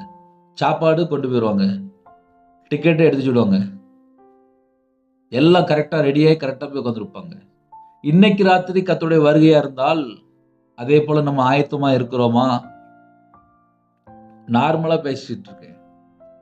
நம்ம வாழ்க்கை பரலோகத்துக்கு போறதுக்கு ஆயத்தமா இருக்கா? எத்தனை குடும்பத்து இந்த செய்தி கேட்டா சரி, நீர் எனக்கு கொடுத்த வார்த்தைகளை நான் அவர்களுக்கு கொடுத்தேன் சொல்லி முடிச்சிட்டாருப்பா. நியாய தீர்ப்பு நாள்ல எதை வச்சு கணக்கு கேட்பாரு? உங்களுக்கு வசனம் வேணா நான் கூட 2 வசனம் காமிக்கிறேன். ஏன்னா சில குடும்பத்திலே நியாய தீர்ப்பு நாள் எப்படி இருக்குன்னு சொல்லி தெரிய மாட்டேங்குது. யோவான் சுவிசேஷம் 12ஆம் அதிகாரம் 47-48 ஆகிய வசனங்கள் எழுதப்பட்டிருக்கு. ஒருவன் என் வார்த்தைகளை கேட்டும் விசுவாசியாமற் போனால் அவனை நான் நியாயம் தீர்ப்பதில்லை. நான் உலகத்தை நியாயம் தீர்க்க வராமல் உலகத்தை ரட்சிக்க வந்தேன். இயேசு கிறிஸ்து இந்த பூமிக்கு வந்த நோக்கம் என்ன அப்படின்னா, உலகத்தை ரட்சிக்க வந்தேன் அப்படின்னு சொல்லி முடிச்சிட்டார். இயேசு கிறிஸ்து பூமிக்கு வந்த நோக்கம் என்ன அப்படின்னா, ஜட்ஜ்மெண்ட் கிடையாது, உலகத்தை மீட்டெடுக்க வந்தேன். அதான் உலக ரட்சகர். ஒருவன் என் வார்த்தைகளை கேட்டும். இப்ப எத்தனையோ குடும்பத்துல கர்த்தருடைய வார்த்தையை கேட்குறீங்க. எப்படி கேட்குறீங்க? தண்ணி அடிக்கக்கூடாது தெரியும், விபச்சாரம் பண்ணக்கூடாது தெரியும், ஒரு பெண்ணை இச்சையோடு பார்க்கக்கூடாது தெரியும், பொய் பேசக்கூடாது தெரியும், அநியாயமா லஞ்சம் கூட தெரியும், அநியாயமா சம்பாதிக்க கூட தெரியும், அநியாயமான காரியத்தை ஈடுபட கூட தெரியும், யாரையும் தப்பா பேசக்கூடாது தெரியும். ஆனா தெரிஞ்சுட்டு என்ன பண்றாங்க? மறுபடியும் அதுதான் போய் மறுபடியும் கழுவப்பட்ட பன்றி மறுபடியும் சேற்றில் விழுந்தது போல மறுபடியும் புரண்டு அவர் மறுபடியும் எந்திரிச்சு நாய் தான் கக்கினது திங்குமா, பழைய பாவத்துக்குள்ள போயிருவாங்களாம். அப்படிதான் பைபிள்ல போட்டிருக்கு. அப்போ ஒரு மனுஷன் இயேசுவை ஏற்றுக்கொண்ட பின்பாக அந்த பழைய சுபாவங்கள், பழைய எண்ணங்கள், பழைய காரியங்கள், பழைய அசுத்தங்கள். எனக்கு ஒரு குடும்பத்துல ஜெபகுறிப்பு வந்துச்சு. ஐயா, நான் கர்த்தரை விட்டு பின்னாடி போயிட்டேயா. நான் எவ்வளவோ ஜெபம் பண்ணி பார்க்கேன், அந்த தவறான சிந்தனை போக மாட்டுக்கு. நைட்டு தூங்கும்போது எனக்கு கெட்ட சொப்பனம் வருதுயா. இந்த பிரச்சனை யாருக்கும் தெரியாது, என்ன செய்யன்னு தெரியல அப்படின்னாங்க. தேவன்கிட்ட ஒப்பு கொடுங்கண்ணே. எந்தெந்த காரியத்துல பாவத்துல இருந்தீங்களோ அந்த பாவ மன்னிப்பு அறிக்கை பண்ணுங்கண்ணே. அந்த காரியத்தை நான் இனிமே மறுபடியும் செய்ய மாட்டேன்ப்பா. நான் மறுபடியும் இந்த பழைய பாவத்துல நான் போக மாட்டேன்ப்பா. இந்த பாவத்துல எனக்கு ஒரு விடுதலை தாங்கப்பா. என் பாவத்தை மன்னிங்கப்பா. எனக்கு ஒரு விடுதலை தாங்கப்பான்னு சொல்லி கேளுங்கண்ணே. தேவன் கண்டிப்பா மன்னிப்பார். அப்ப அந்த காலவேளை செய்தி என்ன அப்படின்னா, ஒரு பாவி மனம் திரும்புறதுதான் பரலோகத்துல மிகுந்த சந்தோஷம். வசனத்தை வாசிக்கும் போது, விசுவாசிக்கும் போது ஒரு மனுஷனுடைய நிலைமை என்ன, சூழ்நிலை என்ன, எதுல கட்டப்பட்டிருக்கிறாங்க, எந்த துன்மார்க்கமான காரியத்துல இருக்காங்க, எந்த அருவருப்பான ஒரு பாவத்துல இருக்காங்க, எந்த ஒரு தீட்டான காரியத்துல இருக்காங்க, எந்த ஒரு பொய்யான ஒரு வாழ்க்கையை வாழ்ந்துட்டு இருக்காங்க. கையில பைபிள் எடுத்து வாசினா பிடிக்க மாட்டேங்குது. ஆனா ஒரு 3 மணி நேரம் 2 மணி நேரம் நல்லா படம் பார்க்க, நாடகம் பார்க்க, செல்போன் பார்க்க, வேற வேற வெப்சைட்ல போய் யார்கிட்டயோ பேசுனா ரொம்ப பிடிக்கும். பொய்யர் அனைவரும் இரண்டாம் மரணமாகிய அக்கினியும் கந்தகமும் எரிகிற கடலிலே பங்கடைவார்கள். ஐயா, கிறிஸ்துவோட பிறப்பை கொண்டாடுங்க. செத்தா பரலோகத்துல போகணும், அதுதான் நம்ம டார்கெட். தேவன் அருளிய அப்போ மினிஸ்டர் மூலியமா இணைந்துற குடும்பத்துக்கு டார்கெட் என்ன தெரியுமா? நம்முடைய பெயர் ஆட்டுக்குட்டிய ஜீவ புஸ்தகத்துல பெயர் எழுதப்படணும். அங்க ஒருவேளை நம்ம பெயர் இல்ல அப்படின்னு சொல்லிட்டாங்கன்னு வச்சுக்கோங்களேன், அப்புறம் நேரம் இன்னொரு பக்கம் என்னன்னா, நித்திய ஆக்கினியா, நித்திய தண்டனை, அது அக்கினியும் கந்தவும் எரியிற கடல் அப்படின்னு சொல்லி போட்டிருக்கு. அது ரொம்ப கொடூரமா இருக்கு. அதை யோசித்து பார்த்தாலே பயம் கொடுத்தது. அப்ப கையில பைபிள் எடுத்து வாசிக்க ஆரம்பிச்சதுக்கு தெரியுது, நான் என்னெல்லாம் வெறுக்க வேண்டிய காரியம் இருக்கு. நிறைய குடும்பத்துல பணத்துக்கு பின்னாடி ஓடி போயிருந்தாங்க. ஐஸ்வர்யத்தை மட்டும்தான் விரும்புறாங்க, நகையை மட்டும்தான் விரும்புறாங்க. சில வீட்டுல புருஷன், மொட்டாட்டி, பிள்ளை இதை மட்டுமே விரும்பி இப்படியே போயிட்டு இருக்கிறாங்க. நான் பரலோகத்துக்கு போனேன் அப்படின்னா தேவனுடைய வார்த்தையை கை கொண்டு, தேவனுடைய வார்த்தையை கை கொள்ளும் போது இந்த உலகத்தில் உள்ள மோக இச்சைக்குள்ள போய் சிக்கிக் கொள்ள மாட்டான், துர் இச்சைக்குள்ள போய் சிக்கிக் கொள்ள மாட்டான், கண்களின் இச்சைக்குள்ள சிக்கிக் கொள்ள மாட்டான், மாம்சத்தின் இச்சைக்குள்ள போய் சிக்கிக் கொள்ள மாட்டான், ஜென்ம சுபாவத்துல போய் சிக்கிக் கொள்ள மாட்டான். எத்தனையோ குடும்பத்துல ஜீவனத்தின் பெருமை, நான் வீடு கட்டினேன், நான் கார் வாங்கியிருக்கேன். எத்தனை குடும்பத்துல பெருமையான வார்த்தைகள். இது எல்லாமே தேவனுக்கு முன்பா அருவருப்பா இருக்கு. அதனால காலவேளையில இவ்வளவு நேரம் பேசுற, இவ்வளவு நேரம் கேட்குறீங்க அப்படின்னா உங்க இருதயம் மனமாற்றம் இருக்கா? இருதயம் மனமாற்றம் இருந்தால் நம்ம நித்திய ஜீவனுக்குள்ள போயிருவோம். டிசம்பர் மாசத்துல 1ஆம் தேதியில இருந்து 25ஆம் தேதி வரைய கிறிஸ்துனுடைய பிறப்பை மட்டுமே தியானிச்சு கொண்டிருக்கும். ஒவ்வொரு நாளும் கிறிஸ்து எதுக்காக இந்த உலகத்துக்குள்ள வந்தார், வானத்திலிருந்து இறங்கி இயேசு கிறிஸ்து பூமிக்கு எதுக்காக வந்தார்? நீர் எனக்கு கொடுத்த வார்த்தைகளை நான் அவர்களுக்கு கொடுத்தேன். நீர் எனக்கு கொடுத்த வார்த்தைகளை நான் அவர்களுக்கு கொடுத்தேன். உங்க கையில ஒரு கிஃப்ட் இருக்கு, அது செல்போன் இல்லப்பா. பரலோகத்துல கிஃப்ட் செல்போன் கிடையாது. அது நார்மலா ஒரு 10,000 ரூபா, ஒரு 15,000 ரூபா, 5,000 ரூபா கொடுத்தா கிடைச்சிரும். அது பிரச்சனை இல்லை, அதெல்லாம் ஒரு கடையில போய் வாங்கிடலாம். உங்க கையில உங்க வீட்டுல ஒரு பைபிள் இருக்குல்ல, அது இந்த பூமிக்குடைய கிஃப்ட் கிடையாது, அது பரலோகத்தினுடைய கிஃப்ட். அந்த பரலோகத்தினுடைய கிஃப்டை வச்சுட்டு நான் என்னென்ன செய்யணும் அப்படின்னா, பரலோகத்துக்கு போறத முதல்ல யோசிக்கணும். ஒரு மனுஷன் பரலோகத்துக்குள்ள போகணும் அப்படின்னா அவங்களோட வாழ்க்கை, எப்படி இருக்கு? ஆராய்ந்து பார்க்கணும். அந்த வேதத்தை ஆராய்ந்து பார்க்கும்போது அவங்களுக்கு நித்திய ஜீவன் உண்டு. குமாரனையும் பிதாவையும் அறிவதே நித்திய ஜீவன். அப்ப இயேசு கிறிஸ்து எனக்காக ஏன் பூமிக்கு வந்தார்? நான் என்ன செய்யணும்? என் வாழ்க்கை எப்படி இருக்கணும்? நான் இயேசுவை எப்படி பின்பற்றணும்? இத ஒரு குடும்பத்திலே கையில பைபிள் எடுத்து வாசித்து அந்த ஆவிக்குரிய வாழ்க்கையில போயாச்சு அப்படின்னா, அதுக்கப்புறம் யாரு பின்னாடியும் போக மாட்டாங்க. எனக்கு ஒரு ஜெபகுறிப்பு வந்துச்சு. அண்ணே என்னை ஏமாத்தி போட்டாங்கடே, பணம்லாம் எல்லாத்தையும் ஏமாத்திட்டாங்க, சொந்தக்காரங்க தான் ஏமாத்திட்டாங்க அப்படின்னாங்க. சொந்தக்காரங்களை நம்பி லட்ச லட்சமா பணம் கொடுத்து ஏமாந்துட்டாங்க. இப்ப வீடு இல்ல, வீடு கட்ட பணம் இல்ல, எல்லாத்தையும் சொந்தக்காரங்க பிடிங்கிட்டாங்கன்னே அப்படின்னாங்க. ஒரு மனுஷன் இயேசுவை நேசிக்கும் போது, கர்த்தர் மேல அன்பா இருக்கும் போது, அவருடைய விருப்பத்தை அறிந்து கொண்டு வாழும்போது, தேவ திட்டத்துக்குள்ள வரும்போது, தேவனுக்கு பிரியமான ஒரு வாழ்க்கைக்குள்ள வரும்போது, நம்ம வாழ்க்கையில என்னென்ன குறைகள் இருக்கோ அந்த குறைகளை மன்னிக்கிறார். நான் கையில பைபிள் எடுத்து வாசிச்சது இல்லை. இந்த உலகம்லாம் ஒண்ணுமே இல்லை, வாழ்க்கை ஒண்ணுமே இல்லை, சரீரம்லாம் மண்ணுக்கு போயிரும், ஆவி தன்னை தந்த தேவன்கிட்ட போயிரும், ஆத்துமா இளைப்பாற போகும். அந்த ஆத்துமா இளைப்பாற போகணும் அப்படின்னா ஆத்துமா உயிர்ப்பிக்கப்படணும், ஆத்துமா நித்திய காலமாக பரலோகத்துல இருக்கணும், நித்திய ஜீவனுக்குள்ள போகணும். அதுக்கு நான் என்ன செய்யணும் அப்படின்னா, கர்த்தர் பக்கம் நான் மனம் திரும்பி சிறு பிள்ளை போல மாறி தேவ திட்டத்துக்குள்ள வந்திருக்கணும். கர்த்தருடைய வருகை மிக சமீபமா இருக்கு. உன் தேவனை சந்திக்கும்படி ஆயத்தப்படு. அப்ப இந்த பூமியில வாழ்ற காலத்துல அண்ணே நாங்க என்ன பண்ணணும்? உன் தேவனை சந்திக்கும்படி ஆயத்தப்படு. எப்படி ஆயத்தப்படணும்? செல்போன்ல 4 மணி நேரம் கேம் விளையாண்டவா? செல்போன்ல 4 மணி நேரம் படம் பார்த்தாலா? செல்போன்ல தேவையில்லாம 4 மணி நேரம் வேற வெப்சைட்டுக்குள்ள போனாலா? கிடையாது. உங்க வீட்டுல கையில பைபிள் எடுத்து வாசிக்கணும். ஐயா எங்க வீட்டுல கையில பைபிள் எடுத்து வாசிக்க பைபிள் இல்லையா? காசு கொடுத்து பணம் கொடுத்து வாங்குங்க. பரலோகத்துக்கு போகணும்ல, நித்திய ஜீவன் வேணும்ல. இயேசு கிறிஸ்துவினுடைய பிறப்பை கொண்டாடும் போது உங்க கையில பைபிள் இருக்கணும். சர்ச்சுக்கு போகும்போது கையில பைபிள் கொண்டு போக மாட்டுக்காங்க, செல்போனை தான் கொண்டு போறாங்க. ஒரு சர்ச்சில் ஒரு மீட்டிங் நடந்துச்சு, நான் போயிருந்தேன். ஒரு 10 பாஸ்டர்மார் வந்திருந்தாங்க. அது ஒரு 8 பேர் கையில செல்போன் மட்டும்தான் கொண்டு வராங்க. 8 பேருடைய கையில பைபிளே இல்லை. சர்ச்சுக்குள்ள வராங்க, ஷூ போட்டு தான் வராங்க பாஸ்டர்மார். எனக்கு பயமாய் போச்சு. பலிபீடத்துல நிக்கிறாங்க, செல்போன் மட்டும்தான் வச்சிருக்காங்க. பலிபீடத்துல நிக்கிறாங்க, ஷூ போட்டிருக்கிறாங்க. நான் அப்படியே யோசித்தேன், என்ன நடக்கு?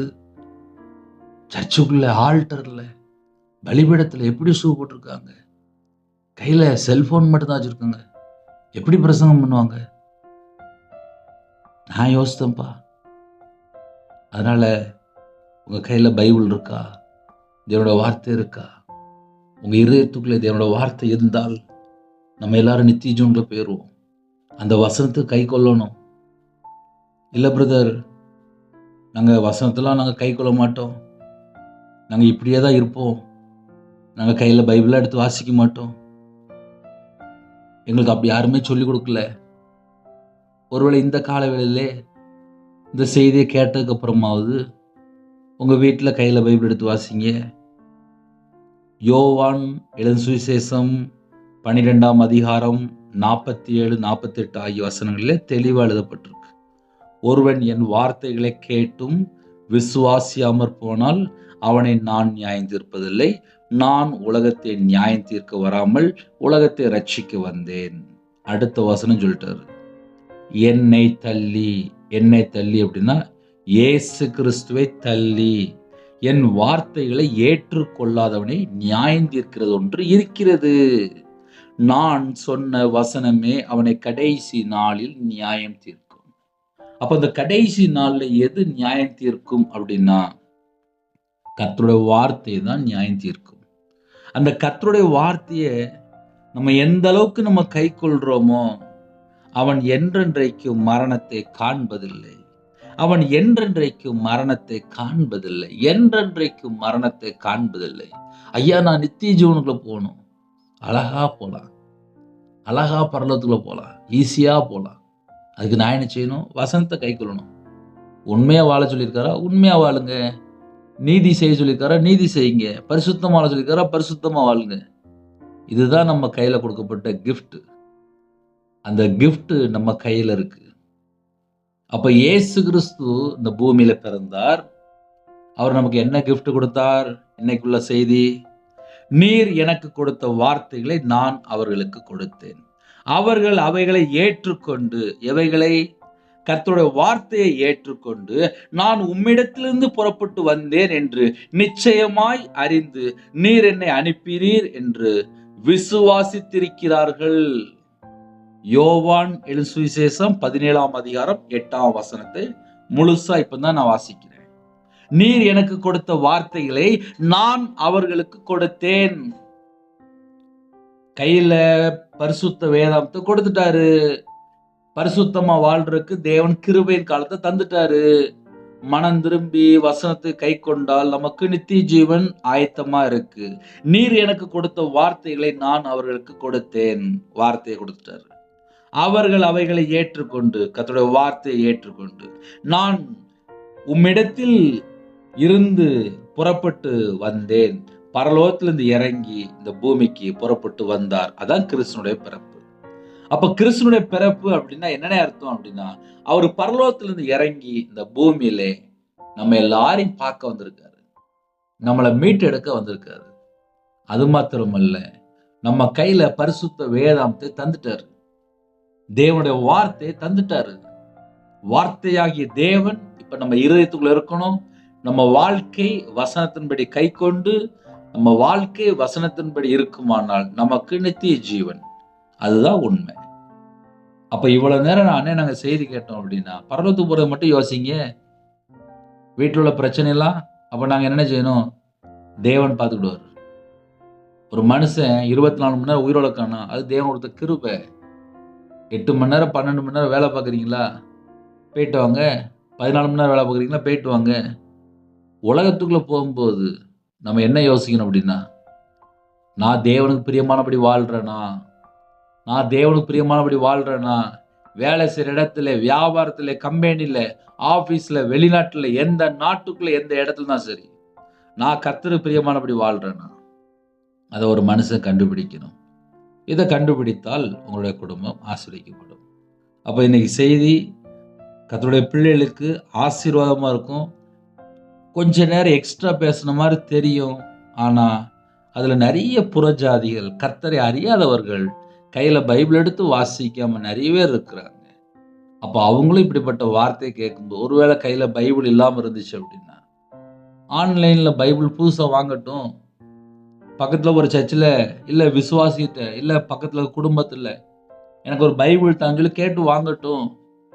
கையில் பைபிள் எடுத்து வாசிக்கட்டும், மனம் திரும்பட்டும், பரலோகத்துக்கு போட்டும். அதுதான் நமக்கு தேவை.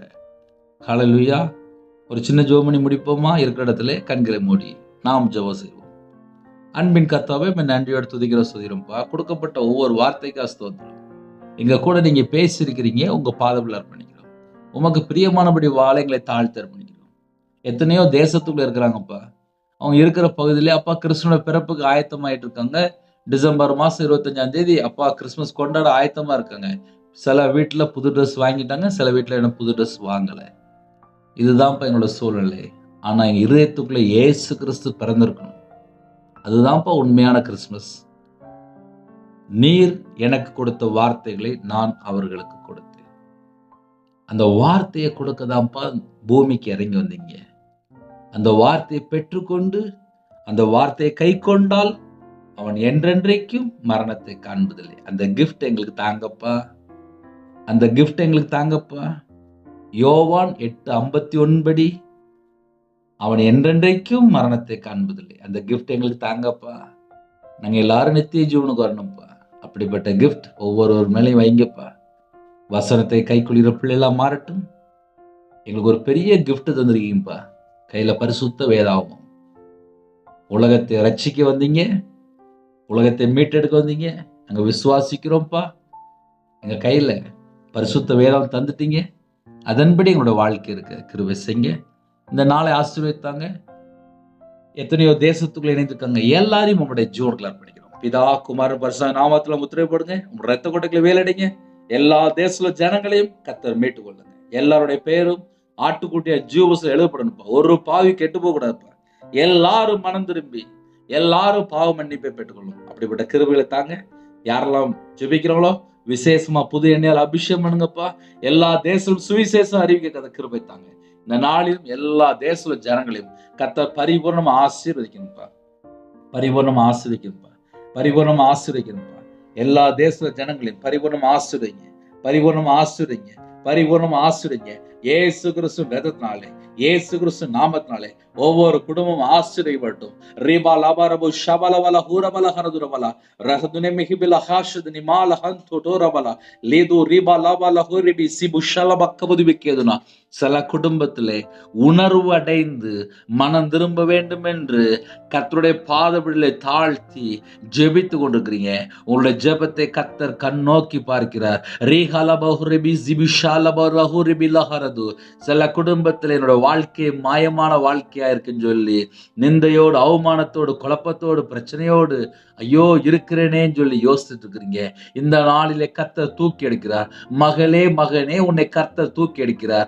ரீபா லாபா ரது ரீபா லஹூர பாரஹூ ரிபி லாபா லஹூர பலஹரது ரஹலபல ஹுரபல ஹரது ரபல ஹரது ரபல ஹுரபல ஹரது ரிபி ரிபி ஷலப ரபது ரபல ஹரது ரீகலபல ஹுரபல பரபு ஷபலபல பல பல ஹரது ரபல ரஹதனி மெஹிபில ஹாஸ்பில பிலா லீபால பரஹு பிலஹ பிலஹரது ரீபால பல பல பரபு ஷபல பரப கபுதி பெக்கேதுரி பெக்கபுதி பெக்கேதுனா ரீபால கபுதி பெக்கேதுரி மர கபுதி பெக்கேதுனி கந்தோ டோரபல ரீதாட்டலபு ஷலபபது நமல ஹரது ரதனமல ஹுரது நமல ரதனி மே கபுதி பெக்கபுதி பிக்கபரஹது ரபல ಲೀದನ ಮಾರದುನ ಮಾಲರ ಶಂತ ಟಲಬಲ ಬಲ ಬಲ ಹೊರದು ಲಾ ದೂರಿಬಿ ಸಿಬಿ ಶಿಬಿಲಿಬಿ ಲಬಲ ಹೊರ ಬಲ ಕರದುನ ಲೀದನ ಮಾಲರದನ ಮಲ ಹಂತು ಟೊಲಬಲ ಹಲಬಿಲ ಹಾರದುರ ಬಲ. எல்லா குடும்பமும் இயேசு கிறிஸ்து நாமத்தினால் ஆசீர்வதிக்கப்படட்டும்பா. இயேசு கிறிஸ்து நாமத்தினால் ஆசீர்வதிக்கப்படட்டும்பா. உம்முடைய ஜீவனை எங்களுக்காக தந்திருக்கிறீங்கப்பா. உம்முடைய வார்த்தை எங்களுக்கு தந்திருக்கிறீங்கப்பா. ஜீவ அப்பமா வெளிப்பட்டீங்கப்பா. எல்லாரையும் மீட்டெடுக்க பிசாசுடைய கிரியில் அழிக்கும்படிக்கு தேவகுமாரனை வெளிப்பட்டீங்கப்பா. எல்லாருமே உங்களுடைய பாதத்தில் அர்ப்பணிக்கணும். வெளியில புறப்படுறாங்கப்பா, சகல விதமான பாதுகாப்பு தாங்க. சரீரத்தில் பலவீனத்தோடு ஜெபிக்கிற குடும்பத்தை கர்த்தருடைய கரம் பிள்ளைகளை தொட்டு ஆசீர்வதிக்கட்டும். பலவீனத்தை நீக்கி போடுங்க, சுகம் தாங்க.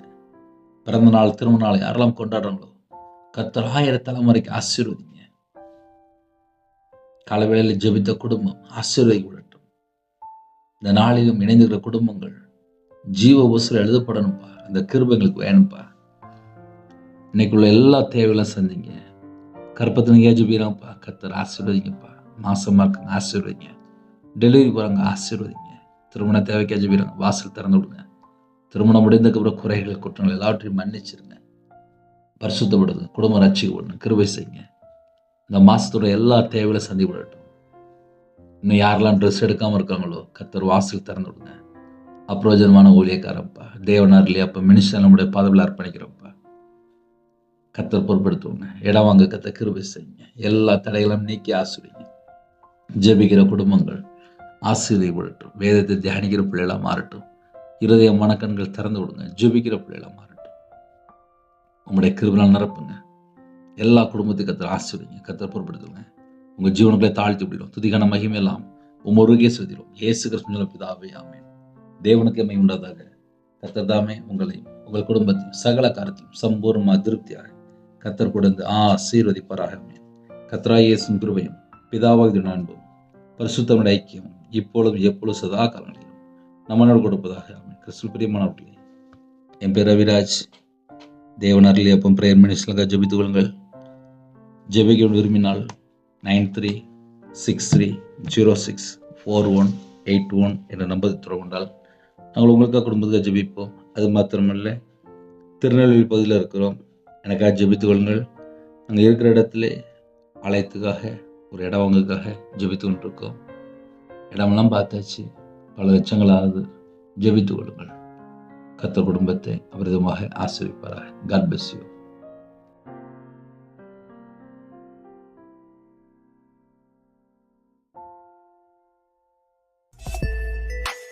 Thanks for watching. Please subscribe our channel. Click the like and share. Click the bell. God bless you.